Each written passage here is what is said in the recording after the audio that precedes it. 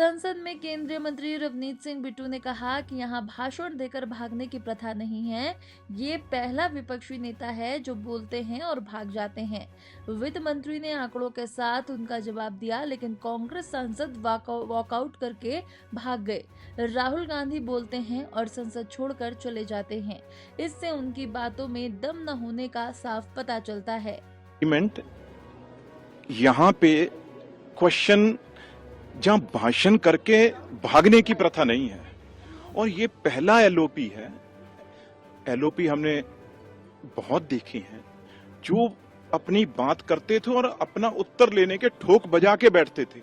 ये पहला एलओपी है जो बोलते हैं और भाग जाते हैं। आज मजा तो तब आता ना जब आज धोया है पकड़ के, जो हमारे फाइनेंस मिनिस्टर ने एक एक फिगर के साथ धोया है एलओपी।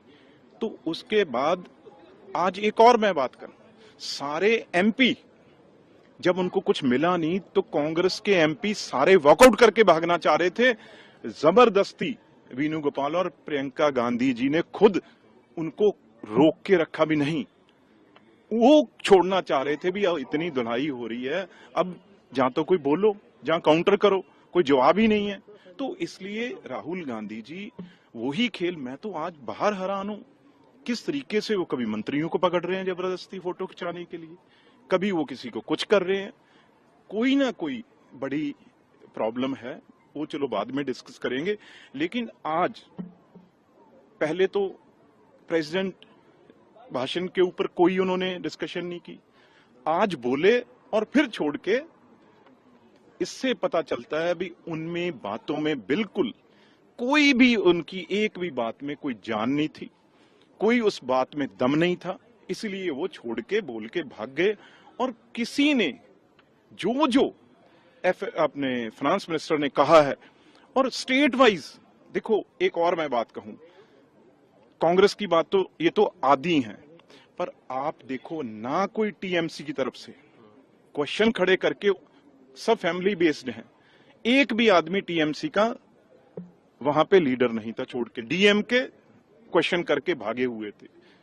अपनी अखिलेश जी की पार्टी, अखिलेश जी खुद वहां पे कोई सामने नहीं थे, उनकी पार्टी जरूर थी।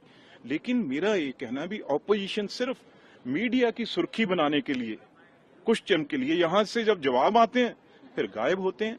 तो इसलिए लोग इनके ऊपर तभी विश्वास नहीं ना करते, तभी मोदी जी को बार बार लोगों ने लाए। और आज इतना बड़ा झूठ, जो मैं एक किसान हूं खुद, जो किसानों के ऊपर जो अब दोबारा ये क्या करना चाह रहे हैं, क्योंकि जब किसानों ने एक बहुत बड़ा एजिटेशन खड़ा करके बिल वापस करवाए थे, अब ये वही किसानों को, किसान यूनियंस को ये यूज करना चाह रहे हैं भी, किसी तरीके से झूठ बोल के, किसी तरीके से गुमराह करके उन किसान यूनियंस को दोबारा सड़कों पे लाएं।